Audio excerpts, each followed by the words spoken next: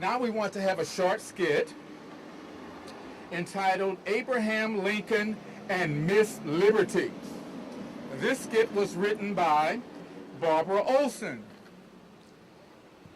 I want to read a little bit about Barbara Olson and what she said about this skit.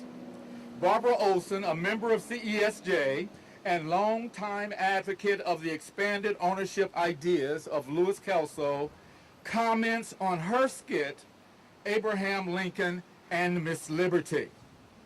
And I quote, "Our focus, I believe, is to point with razor sharpness to a concept no one is hearing from any source, not government, not the media, not the schools, and that is capital ownership for every American. All they're hearing is jobs, jobs, jobs, creating jobs and creating a jobs bill. We hope this skit clearly sends the message of capital ownership by showing that it has an important precedent in our nation's history, that Abraham Lincoln, whose breathtaking memorial is just a few blocks from where we stand, and whom most people believe was one of the greatest, if not the greatest, president we ever had, before Barack, is responsible for this precedent, which we hope will legitimize the concept of capital ownership." There are two players in this skit. Mike Greene is playing the part of Abraham Lincoln. Jackie Woodman Payne is playing the part of Miss Liberty. I have to share a little bit of information with you about Mike and Jackie. Michael Greene is CESJ's Director of Research, a CPA and expert in binary monetary and banking theory. He is the author of Supporting Life, the Case for a Pro-Life Economic Agenda. His previous works include In Defense of Human Dignity, as well as over 300 articles covering economic and financial history and analysis. He writes the daily CESJ Just Third Way blog and has contributed scholarly forwards to CESJ's republications of economic sources for capital homesteading and binary economics, including Dr. Harold Moulton's 1935 classic, The Formation of Capital. He believes that the principles of America's founders and Abraham Lincoln carried forward in the ideas of Louis Kelso, Mortimer Adler, and Father William Ferree, and the work of the Center for Economic and Social Justice are today more than ever the last best hope of mankind. Jacqueline Woodman Payne was born and raised in the suburbs of Cleveland, Ohio. She is the youngest of 8 children and the mother of 2. She is a registered nurse employed at the Cleveland Clinic, whose current position is a clinical research coordinator in digestive disease. The philosophy and ideas of capital ownership for all were instilled in her by her father, none other than Robert P. Woodman, who firmly believed and strived to make a reality the true economic democracy that is found in the Capital Homestead Act. Her father shared this gift with her and all of her brothers and sisters, and they now give their energy and time in pursuit of the implementation of capital homesteading for all American citizens. Ladies and gentlemen, this skit will be done as a dramatic reading. I want you to picture this in your mind. President Abraham Lincoln has just received word that the Civil War has ended. He is standing in the White House, in the garden, as a woman approaches and addresses him.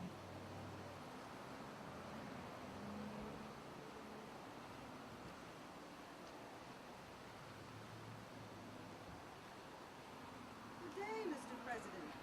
May I speak with you for a moment? Of course you may, Miss.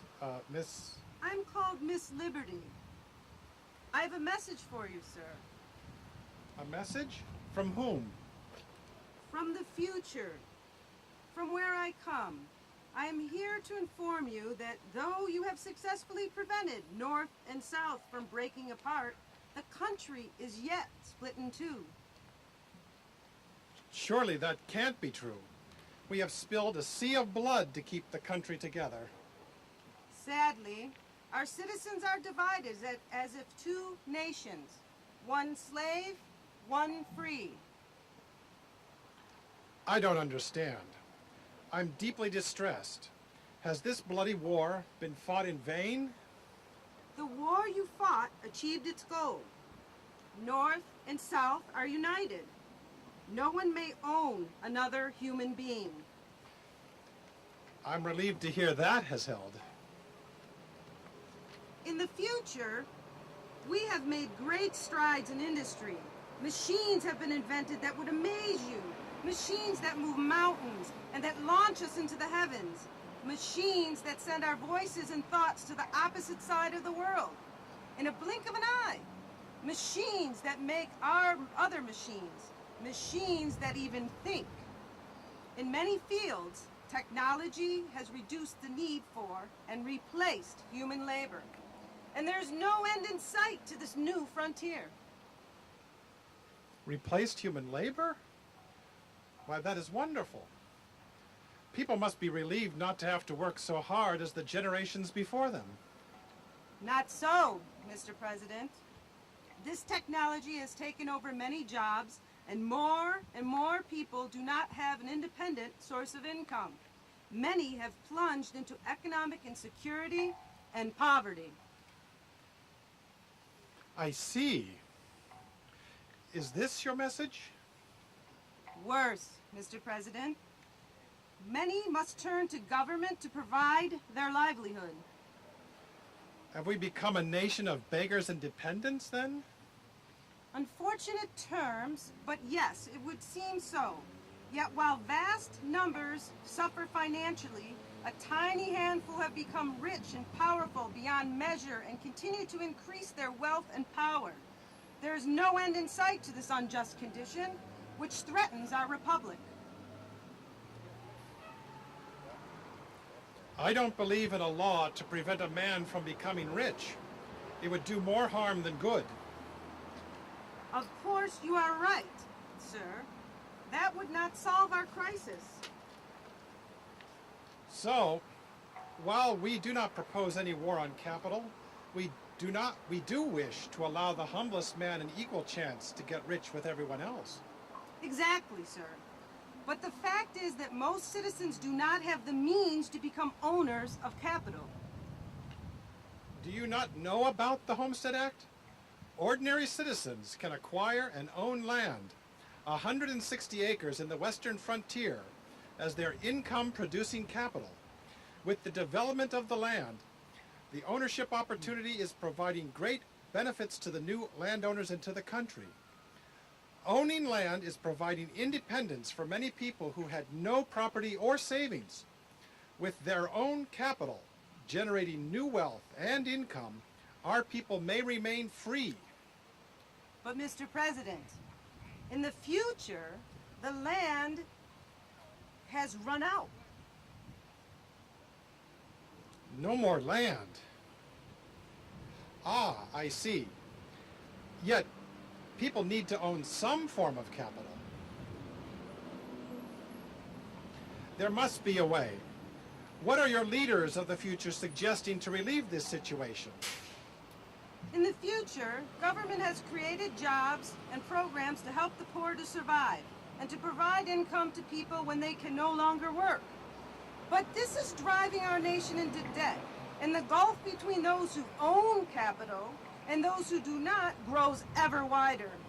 This, Mr. President, is dividing our country into two warring camps. It appears, then, that a handful enjoy economic freedom, while most cannot.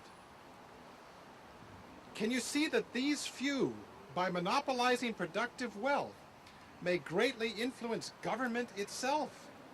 Such economic power in the hands of so few will lead to corruption.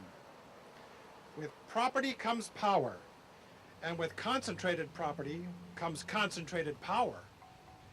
This great mischief must not be tolerated in this government of the people, by the people, and for the people.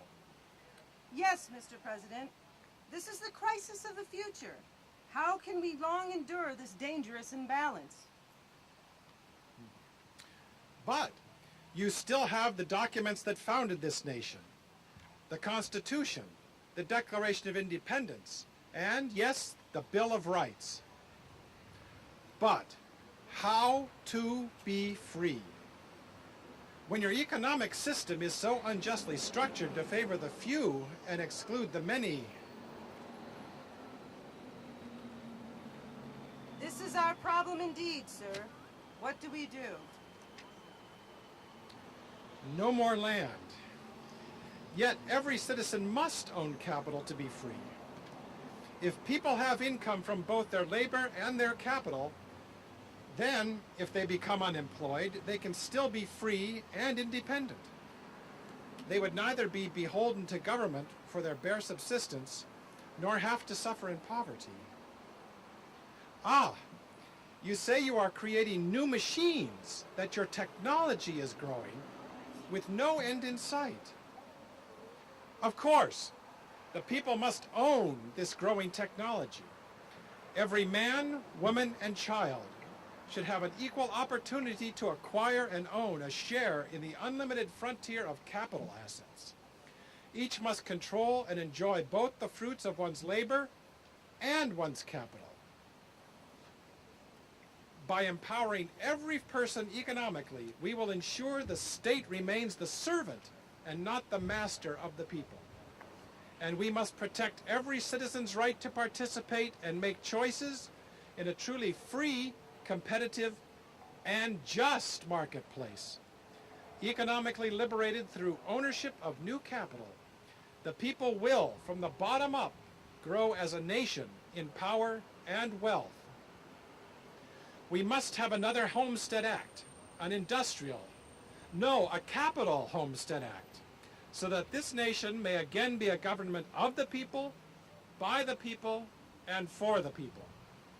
Yes, Mr. President, a Capital Homestead Act. An act of justice. An act of justice for all people, one nation under God, with liberty and justice for all, just as our founders promised. Thank you, Mr. President. It is an honor.